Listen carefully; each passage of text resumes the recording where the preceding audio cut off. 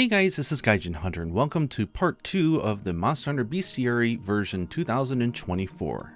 In this series I'll be going over nearly 230 monsters that have appeared in the Monster Hunter mainline series.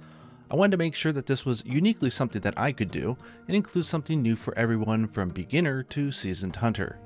I will share with you the English and Japanese names, the official nicknames the monsters have in Japanese, which are sometimes but often not referenced in the English localization, and really help give you some insights into how the development team is thinking about and positioning the monsters. As well as I'll give you a bonus fun fact for each one as well. I'll be going over each monster by monster type, and in this video we're going to be looking at Fanged beasts and bird wyverns. When I say mainline games, I mean that I'll be excluding games like Monster Hunter Frontier and Monster Hunter Stories, which take place in their own respective universes. Without further ado, let's jump in. Okay, to kick things off, we're going to start with Fanged beasts, also called Gajushu in Japanese. For these, think animals like mammals, primates, bears, rabbits, stuff like that. Other characteristics may be that they are often furry, and also many of them have strong arms. Basically think a wild animal and that's what you get. Our first one is an OG from the original series, which is Bulldrome, in Japanese called Dosfango. Its nickname is O-Inoshishi, which means a large boar, and this thing has been a lot of nightmare fuel for a lot of people because they like to run, charge, and hit you. Fun fact for this one, of course it's hard to put the name Fun and Bulldrome together, but Monster Hunter Frontier, for their 10,000 followers celebration quest in 2011, apparently had an absolutely Gammoth-size, huge Bulldrome as a quest. Look up some pictures. It looks like it was a lot of fun. I hope they start doing these goofy things more in the event quest for something like Monster Hunter Wilds. Next is good old man right hooker Blagonga, in Japanese called Dodo Barango. His nickname is Yukijishi. This is actually coming off of Shishi, but because it's a compound word, it's just pronounced Yukijishi, which means snow lion, aptly named. The fun fact here is that Shishi doesn't actually refer to a lion like in modern day lion like the cats, but it's more of a mythical beast. If you come to Japan or China or other places like that, there's like cultural sort of like folk dances, like there's the Shishimai, where you see people dressed up in a costume of this like dragon-like dog cat thing, and that's what a Shishi refers to. Next up is his subspecies called the Copper Blagonga. In Japanese, if you watch the first episode, you'll know that Ashu is just affixed to names and just means subspecies, so Dodo Barango Ashu, and its nickname is Suna Jishi, which means the sand lion. The fun fact for this one is actually this monster only appeared once in Portable 2nd G or Freedom Unite. It's so forgettable that Capcom has basically forgotten to even include it ever again in any other Monster Hunter game, and honestly, just playing it and seeing it, it's not that special, so I don't see this thing coming back anytime soon. Next up is everybody's favorite fart monster, which is Kongalala. In Japanese, his name is Baba Konga, and his nickname here is Momogeju. Momo is for pink, Ge is for fur, so Momoge is pink furred, and Ju for beast. This thing, if you've seen from trailers or from past games, likes to eat different mushrooms and fart out at the hunter, causing various different effects. Very funny. Which leads me to my fun fact, which is even more funny because it's a fart monster. Even I remember when I went to the Capcom Cafe in 2017, they had like 3 monsters in which they made a special perfume of. I know that like Mizutsune was one of them, and one of them was Kongalala. Like, imagine like people going like, wait, what is that supposed to smell like? Apparently it had like a tropical smell, but I just thought it was a hilarious joke that they would choose this monster of all for a fragrant perfume. Speaking of gas, we have its subspecies, which is the Emerald Kongalala, in Japanese just Baba Konga Ashu, and its name just flips the color, so instead of Momo for being peach colored, this is Doku Geju. Doku means green, and Geju for the furred beast. This thing, the fun fact here is that it holds a lot of gas, like way more than the normal Kongalala, so you can expect more frequent and bigger episodes of flatulence. Next up is everyone's favorite, really upset monkey who can stand pretty much shoulder to shoulder with elder dragons, which is Rajang. In Japanese, his name is Rajan, It doesn't have the G at the end, it's just Rajan. And his nickname is Kinjishi, so the Golden Lion. Again, Shishi or Jishi here doesn't actually refer to a lion. The fun fact for this one is I'm not sure how many people actually know about this, but I'm surely you've seen it. But in its reveal trailer for Monster Hunter, was it World or Iceborne, when they showed him, it almost looked like he was given a thumbs up as he sort of like twisted his body towards the hunter. And a user, Teddy Mark N, made a incredibly viral tweet where he put a thumbs up on him and said, "Ijan." Ijan is a very colloquial, more everyday way of saying like nice, like that's cool, that's nice. And it caught on, and within 2 months they made it official, and they even released, and I have a URL pasted here and it's in the description below, they have a full like PNG set of them giving thumbs up, calling them the Ijan series. E just means good, and Jan is just a very informal way to make a statement, so the best way I can translate it in English is nice. Rajan is special that he doesn't have a subspecies yet, but he does have a special variant called the Furious Rajan. In Japanese, the phrase that they're using for furious here is Gekkoshita, and this means furious, so it's a pretty one-for-one translation. And the fun fact here is that arguably the hardest quest in any of the portable series games for Monster Hunter was Freedom Unite's Twin Terrors. This took place in the old arena, so it was actually quite small, and it was 2 simultaneous, incredibly buffed Furious Rajangs. A lot of people have a lot of nightmares from this quest. Let me know in the comments below if you actually got to try this quest, and if so, if you beat it or not, because I'm kind of curious. Next up, we're going into the 3rd generation sort of trio of Fanged beasts, which are all using the same skeleton. This first one is Arzuros. His name in Japanese is Aoashira, and his nickname is Seiyuju, which means the Blue Bear Beast, pretty much as you know and see it. Fun fact, this monster almost made me quit Monster Hunter. As you guys may or may not know, Monster Hunter obviously has been a social phenomenon here in Japan, and I knew of it, but I never actually gave it a shot until Monster Hunter 3G came out, and I gave it an honest shot, and the game doesn't tell you anything, so I was using the starter weapon, which was like yellow sharpness, like not at a point where you're supposed to be fighting monsters with it. You're supposed to upgrade it, but I didn't know that. And the first monster I ran into was this one, and I kept hitting it over and over and getting hit by it, and I couldn't get anywhere in the game, and I was not having a very good time. Told a coworker, you know what, I think I'm just gonna give up. I don't think this game's for me. And he kindly walked me through the idea of the core gameplay loop, and I caught on, and before you knew it, I was hooked. In Monster Hunter Generations, it did get a deviant, which is a special type of variant monster. This one is called the Red Helm Arzuros. In Japanese, they do use a very colorful word, unlike them just affixing subspecies onto a name. And for this one, it's Red Beni Kabuto, which means the Crimson Helm. So pretty much the same as English, but remember they are dealing with character length restrictions, so I imagine that's why they went for the shorter Red Helm. And also this plays in well with the fun fact here, which is Ichinose, who is the director. He said that the reason why they chose the color and this theme for the monster is because in Japan at least, his generation, they always had this image that the red bear was the strongest of them all, so he just wanted to go with a really straightforward concept. Let's make it a really strong version, so instead of a blue bear, it's a red one. Next up for the second type of the 3rd generation Fang Beast is Logombi, or Urukususu in Japanese. Its nickname is Hakutoju, which means the White Rabbit Beast. This thing's adorable, isn't it? And my fun fact for this one is actually outside of the main series. We have an arcade game machine, or we used to, called Monster Hunter Spirits, and it gave you sort of a look at what sort of the adolescent baby versions of the monsters might have looked like. I don't think it's considered canon, even though it was made by Capcom, but look at this cute, adorable baby Logombi, and just think of how many parents you killed. Shame on you. Just like Arzuros in Monster Hunter Generations, it did get a deviant as well, probably the first one that you faced, and this is called the Snow Baron Logombi. Look at him with that colossal sort of snowball. The prefix which they're using in the Japanese name is Oyuki Nushi. Oyuki just means like O meaning large or big, Yuki meaning snow, so like you can call it what you want, like the large snow, the avalanche, the blizzard, whatever. Nushi just means sort of like the lord or the apex of the area, so he's the lord of the big snow. And fun fact here is that this is my second favorite deviant set. Part 3, I believe, we'll be going over the crabs, which you'll see my favorite deviant armor set, but this is my second favorite, and check out the official concept art for this one. I think it's adorable.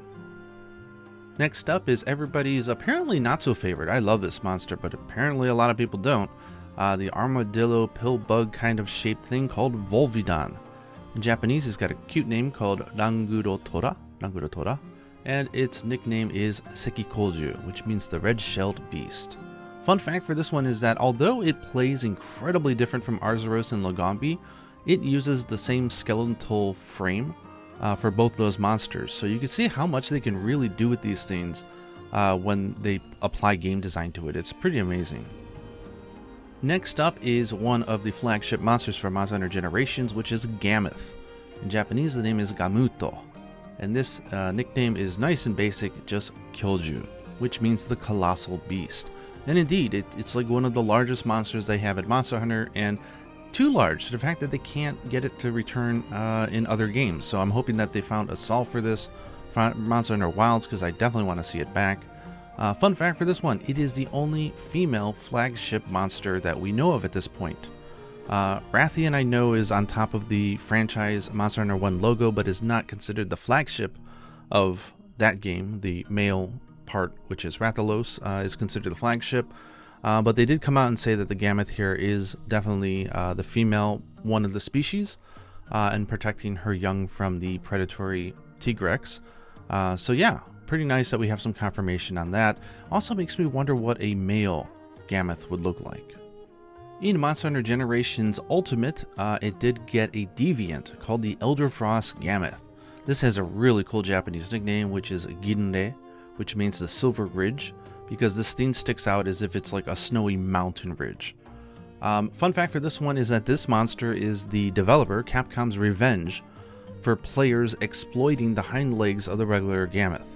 They said they designed the fight for Gammoth where you'd be watching out for its trunk, all the different stuff in front of its face, but of course players will always choose the path of least resistance and found themselves often just sitting behind its hind legs and exploiting that and doing a lot of damage. So they made it sure that this one does not take a lot of damage from its hind legs. It's dangerous around there, does AoE attacks which will turn freeze to you, and all sorts of stuff. So this was sort of their hate reply to players, and I thought it was hilarious, and it definitely plays different than the regular Gammoth.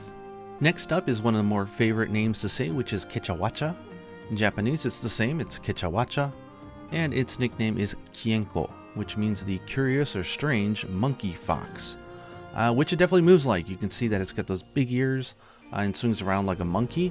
And fun fact for this one is that the producer Tsujimoto-san, who we affectionately call Tsuji-P, calls him the sort of aerial, sort of elevation combat teacher, sensei, because this is really the first monster that took advantage of the verticality that they added into the series in Monster Hunter 4, and so, you know, it's iconic for that, really teaching you about going up, going below, and dealing with that.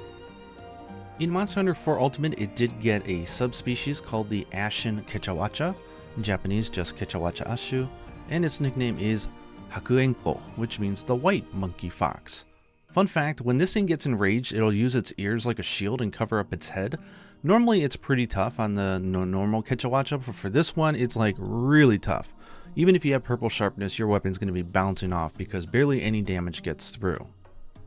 Next up from Monster Hunter Rise is Bishaten, in Japanese is Bishu Tengo, and its nickname is Tenguju, which means the Tengu beast.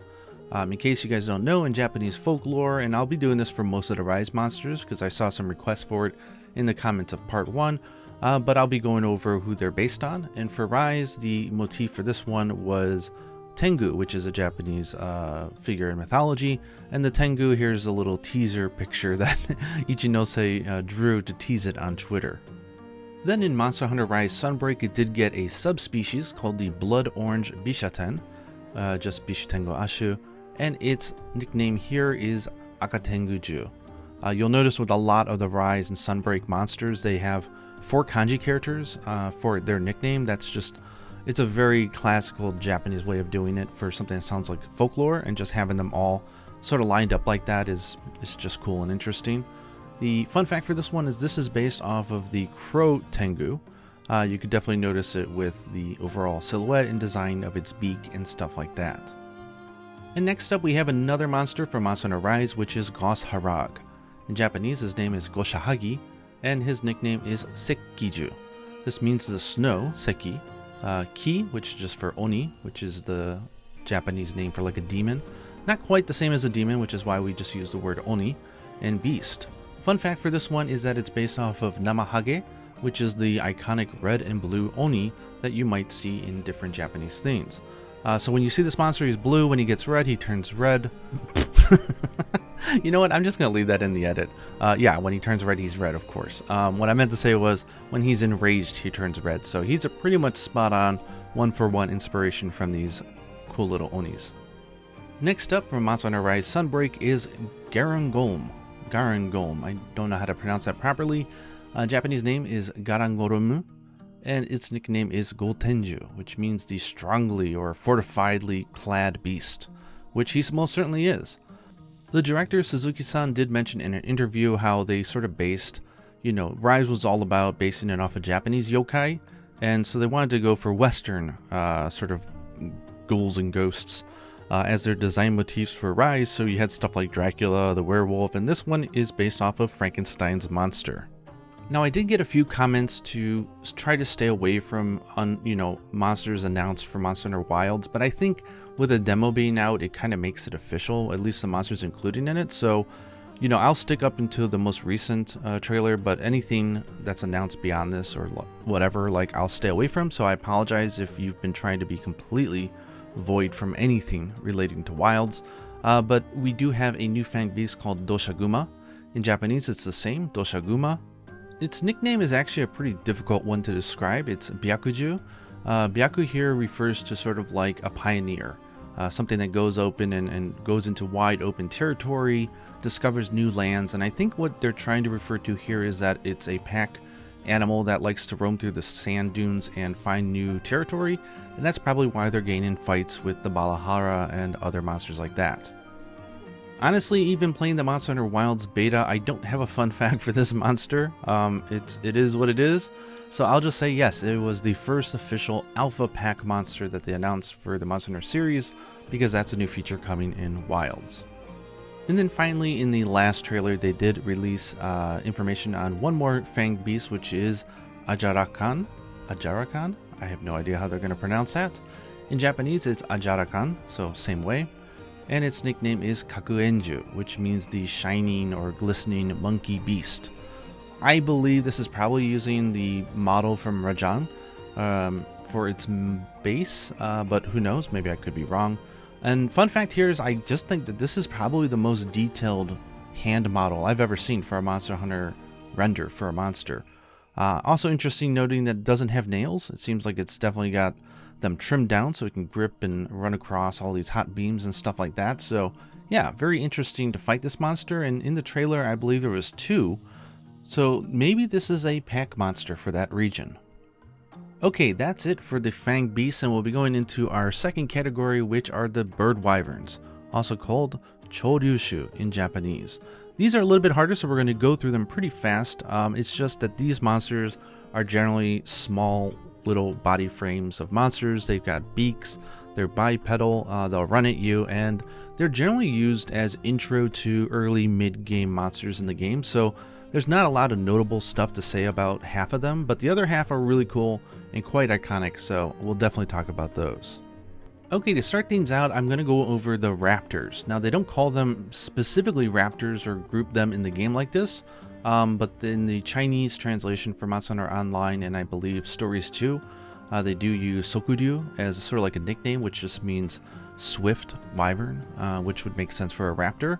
But these are real, like, just the leaders of the trash mobs. Like, these are like the very first monsters you're going to fight in the game. They're just quick, nimble, and annoying.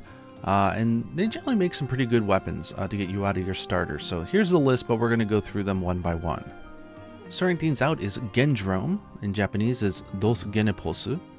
Here, dosu is kind of the prefix that they use for great, which you'll notice as we get into the dog wyverns later. But Dos Genepos is the name, and of course he's the leader of the Genprey. Fun fact for him is that he was actually able to be frenzied in Monster Hunter 4 Ultimate. For being such a weak early monster, it's kind of funny to see them getting a frenzy version, but sure enough he did. Next up is the Velocidrome, which in Japanese is Dos Rampos, and it's the leader of the Rampos, which are the Velociprey. Not a lot for fun facts, but I did notice that in my research that they generally have 1 or 2 Velocidromes, which are the male sort of alphas, as part of the pack, and usually Velocidromes travel in packs of about 10 to 20, so a pretty healthy size, a very societally based animal. Of course, in the game, I think you'll generally have like 2 small Velocipreys and then 1 larger Velocidrome on you, maybe 3, but not much more than that. Continuing on, we have Eodrome. In Japanese, his name is Dos Iosu. This is the leader of the pack for the Iosu, which is the Eoprey. This thing is a status ailment monster, so very annoying, which is why its fun fact is that it was ranked 227 out of 228 in the 20th anniversary popularity poll. Yikes. Yeah, this monster, it's cool, but it's annoying because it spits poison at you and is just generally a nuisance in marsh-like areas. Even more niche is the Giadrome, which is Dos Gianos, and that's the leader of the pack for the Giaprey, or Gianos in Japanese. And the fun fact for this monster is that it actually had its model changed from Monster Hunter Freedom, or Monster Hunter Portable if you're playing in Japanese, to Monster Hunter Freedom Unite, or Portable Second. They changed the color of its claws from red to blue. Not sure why they did that, but interesting change nonetheless. Okay, now that we covered these small raptors, now we have the dog wyverns, Kuryu. Great Jaggy is sort of like the flagship staple for this series, but these are 4 different monsters which act very much like dogs in the way that they'll howl, they'll bark, they are very territorial, and they do share similar Japanese nicknames. You'll see that sort of Kuryu come up a lot, and in English they'll generally affix the word great to the front of them, so that's where that comes from. So the first and most important, of course, is the Great Jaggy, which is Dos Jaggy.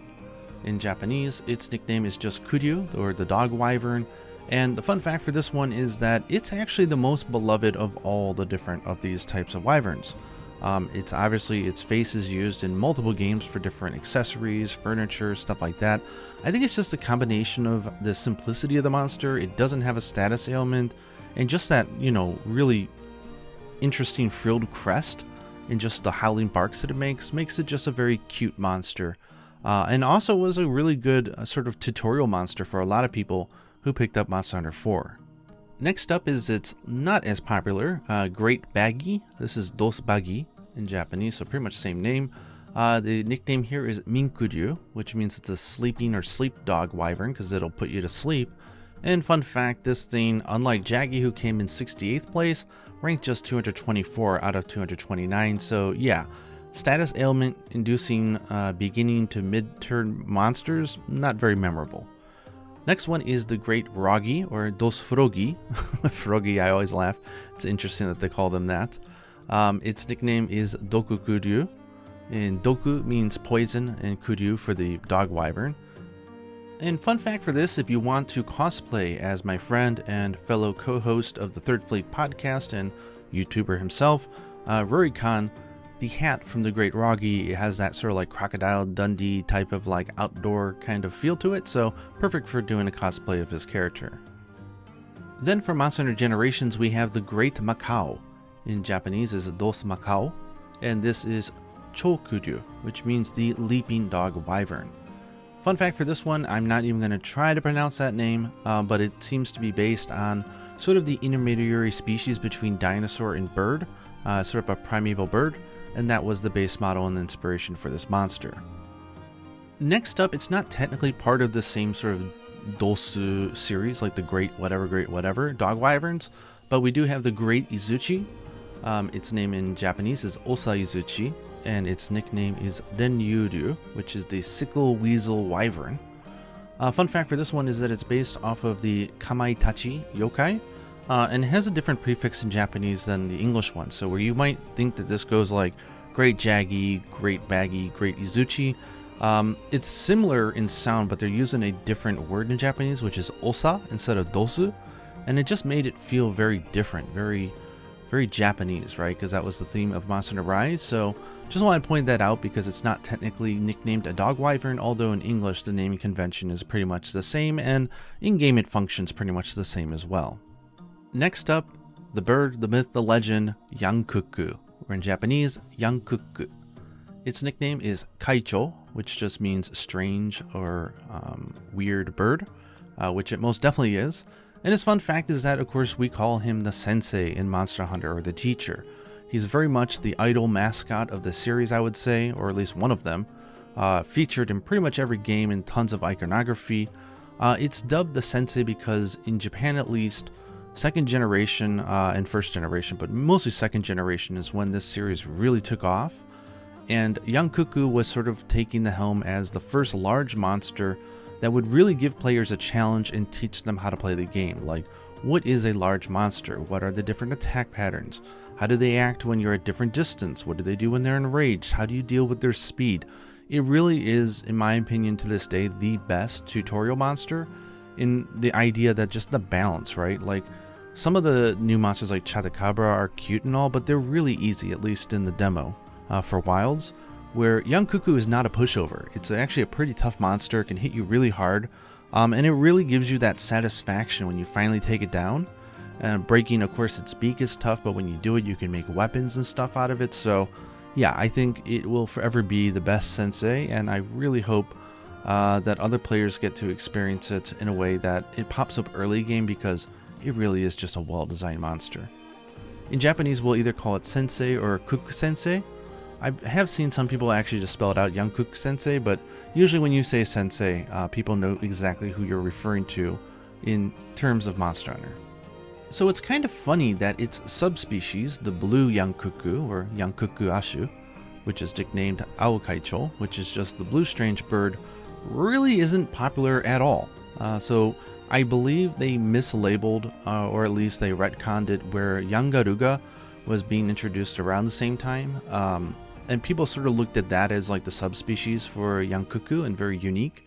So the blue one just seemed like a palette swap, just a difference in color, nothing that much different. I think their AI is supposed to be a little bit more clever, and they probably hit harder, but there really wasn't anything memorable for this monster, so I think it's largely forgotten at this point. Certainly not forgotten, of course, is the aforementioned Yangaruga, or in Japanese, Yangaruga. Its nickname is Kokurocho, super cool name, which means the black wolf bird. Fun fact for this is that the variant for this monster appeared before the actual base monster. So we'll be getting to him next, but the scarred Yangaruga predates Yangaruga and then was later classified as a variant of this species. So yeah, Yangaruga, very like almost metallic robotic screams, need those earplugs and charging at you and hitting you hard, super iconic. The variant, the scarred Yangaruga, or Kizutsuita Yangaruga. Kizu just means like a mark or scar, and Tsuita just means that you have it, you have one on you. And the fun fact for this one is, and I was not into Monster Hunter back then, but its first appearance was actually as an Easter egg in Monster Hunter Portable, like first generation. There was just one quest where you had to slay a bunch of like Velociprey, and in Area 10 of the map, boom, boom, boom, boom, all of a sudden you got this unannounced monster who's brand new, own theme song, hits like a truck, and you're supposed to probably just run away from it. I don't think they ever expected anybody to be able to kill it because of the 20-minute timer and everything, but I think a few people have. But that must have been super memorable, right? Like, that's way back in the day when you can get away with that. Like, put all that production cost into a monster only to not announce it and only have it appear in like one quest. That's pretty mythical, and I imagine must be super iconic for people who played the game back then. For those of us who enjoyed Yangaruga afterwards, we did get a deviant for it in Monster Hunter Generations Ultimate called the Deadeye Yangaruga. I love the English name here because the Japanese name, the prefix is Sekigan. So Sekigan Yangaruga, which means the one-eyed Yangaruga. Deadeye can refer to both its incredible aim, because it does shoot at you really fast, also because it has one dead eye. Fun fact here is Sekido, the game, this is the same kanji that you would use for Seki, which means when you have a pair of something, it just means one, like maybe like a lone or just a single. So it's kind of like the lone wolf or single wolf, or the one-armed wolf because he has got a prosthetic arm. Like, there's a lot of different interpretations of what you can mean by Seki there in that context. And yeah, so Professor Deadeye was definitely the best way for us Prowlers to level up. So if you notice a lot of rooms in Monster Hunter Generations Ultimate with Prowlers, it's generally going to be beating up the Deadeye Yangaruga because it was just really easy to do with boomerangs and provided a ton of experience points. Next up, we got the good old rubber chicken who likes to play dead and then pounces on you when you try to carve it, which is Gypsiros. In Japanese, his name is Gerios, and the nickname is Dokukaicho, which means the poisonous or poison strange bird. Fun fact, because it is made of a rubbery hide, like quite literally, which is not a conductor of electricity, you cannot use a shock trap on this monster. It'll just run straight over it. Like Rajang, I really like monsters that interact with traps differently. I think it's just an extra cool little element that keeps you on your toes. It does actually have a subspecies called the purple Gypsiros or Gerios Ashu with the nickname of Shidokucho, which just means the purple poison bird. Honestly, just another kind of disappointing, like, stronger version of the original monster, but the fun fact for this one applies to the base monster as well, which is they use a light crystal on top of their head to sort of do like a flashbang. And if you break that off their head, not only do you get a chance of earning the light crystal in the rewards, but it also stops them from being able to flash the room. They'll still try, but nothing will come out and it'll just be a huge opening for you. Next up is Hypnocatris, or Hypnocatris, or however you want to pronounce it. In Japanese, his name is Hipponoku, and the nickname is Mincho, which means the sleep or sleeping bird because he will spit at you and make you fall asleep, sometimes over and over again in a loop, which is never fun. Now, where Espinas is definitely the first case of a major Monster Hunter Frontier monster being brought into the mainline series, Hypnocatris is also another one, as well as Lavasioth, which appear in Frontier and are sort of said to be like Frontier monsters that made their debut in Frontier first and then made their way into the main series. But they did do an interview where they clarified that this monster and Lavasioth were actually in development and at the same time. So the teams for the main series game that they were working on and the Frontier team kind of worked together to come up with a concept that wasn't too different so that it couldn't appear in both games. So while it did get released in Frontier first, it was actually planned quite some time before for the main series game as well. So it's not technically the first like Frontier design monster because they have a very different and interesting design philosophy for their monsters, but just one that debuted there. So interesting fun fact if you care about that kind of stuff. If you picked up Monster Hunter 3 Ultimate, no doubt you remember and probably miss Kurupeko, which the Japanese name is Kurupeko, so pretty much the same. The nickname Saicho, which means the colorful bird. Fun fact here is that this monster, its base sort of characteristics is that it can use its crazy lungs and beak to just mimic the sounds of cries of other monsters. So when it does a call out, you don't know who it's calling. It could be another monster, it could be a Deviljho even. There is one quest, I believe it was an event quest, where it was 100% guaranteed that it would call a Deviljho to the field, which when you're like early mid-game fighting a Kurupeko and all of a sudden you hear that sound from Deviljho coming in, it's not fun. So a lot of people, it created great panic. You know, you had this sort of like time constraint. You want to stop him from howling and calling a monster. So I hope they bring it back in Wilds. It's such a fantastically fun monster with such a really funny gimmick. In Monster Hunter Portable 3rd, it actually did get a subspecies called the Crimson Kurupeko, or Kurupeko Ashu. It's named just Beni Saicho. You might recognize that Beni, we've seen that a lot for Crimson. And the real difference here was that this team had a much tougher hide, so you could bounce off a lot, and instead of doing fire sparks by clapping its wings together, it did electricity. Fun fact for this monster is when it debuted, if you look at its icon, it had sort of like a blue sack that it sort of gathers its breath and does its calls out with, but it's never been blue. It's always been red, just like the regular species. I don't know if they made that icon just a mistake. Maybe they changed it midway through development. Maybe they just wanted to make sure on the small portable screen that it looked different from the regular species, but they've never fixed it. Even in Monster Hunter Stories 2, where the monster appears, they're still using that blue sort of sack when it should be red, which I just think is hilarious. Next up, we've got Malfestio. Very nice name. In Japanese, this is a mouthful, but it's Hororo Horuru. Is the name, and his nickname is Yacho, the nocturnal bird.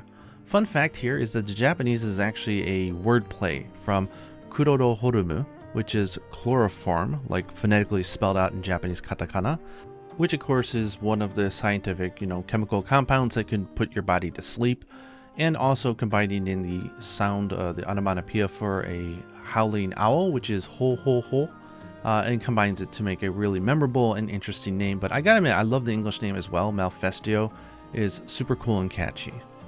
In Monster Hunter Generations Ultimate, it also got a deviant, which is called the Night Cloak Malfestio. The special name that they're using in Japanese for the prefix here is Oboro Gakure, which means the Hidden Nocturnal Malfestio. And the fun fact here, and this is just random as all heck, but in one of their reveals that they did in Japanese media and Famitsu and those magazines, they actually had another nickname for this one, which was the Twilight Juggler. Why they didn't use that in the game, I don't know, but it is official, so I thought I'd share it here. Now going into Monster Hunter Rise, we had Aknosom, which is Akinoshirimu in Japanese. Its nickname is Sancho, the umbrella bird. San here being the kanji for umbrella and cho for bird. Fun fact, this one is based on the Kasa Obake, which is a yokai here in Japanese folklore, which is basically a single leg umbrella. So if you notice, Aknosom will stand on one leg and definitely uses its beak and its sort of mane, very much like an umbrella in the game. Moving into Monster Hunter World territory, we've got Kuruyaku. Japanese name is Kuruyaku. Its nickname Solcho just means the scratching bird because he's always scratching at the ground and digging up stuff like rocks and eggs. Fun fact, and I'll leave a URL for this in the description down below because I don't want to get copyright struck, but there was a wonderfully hilarious commercial for Monster Hunter World when it came out here in Japan, which many of you've probably seen, which had the actor doing the best impression of a Kuruyaku that you could possibly do. Next up, we have the hard to pronounce Tsitsiyaku. In Japanese, it's Tsitsiyaku, so pretty much the same name. Its nickname is Gencho, which means the dazzling bird. Dazzling here because it does use its frills to make sort of like a flashbang of light, which will dazzle and stun all the different monsters around it, including the Shamos and the hunters.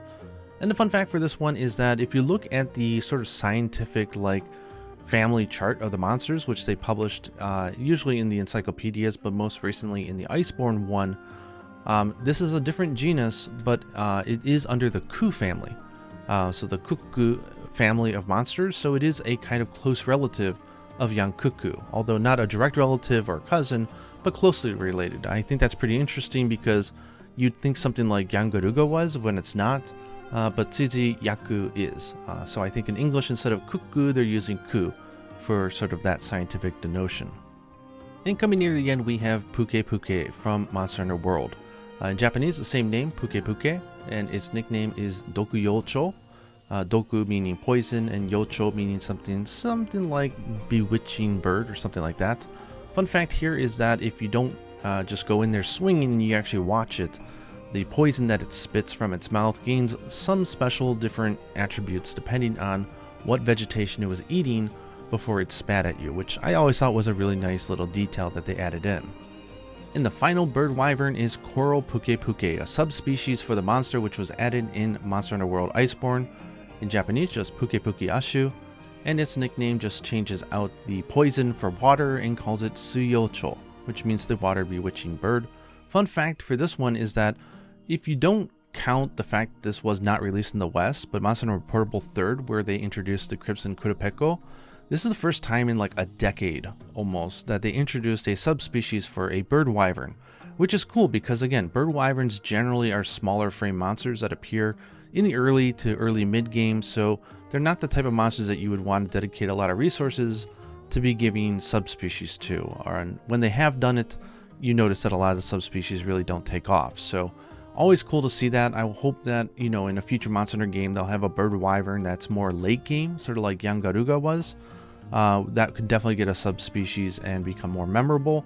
But until now, we'll just have to wait and see if Monster Hunter Wilds will introduce or bring back any bird wyverns. But this is our full list as of November 3rd, 2024. So that wraps up Volume 2 with the Fanged Beasts and the Bird Wyverns. Part 3 is going to be really fun because we're going to be going over all the miscellaneous monster types, so all the smaller categories like the insects, the amphibians, the snakes, stuff like that. In part 4, we'll be going over flying wyverns because there's like so many of them.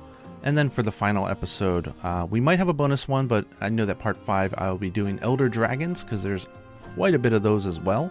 So lots of monsters to go through and lots of areas I can improve this. So let me know down in the comments if there's any type of twist or spin you want me to do on these series, anything you want me to add, or just feedback if you're enjoying them and you're enjoying these fun facts. I admit that this one was a bit harder to do because a lot of these monsters were very early game monsters, so not a lot of fun facts or things that really will jump out, but hopefully I found some stuff that was entertaining and perhaps one or two things that you didn't know.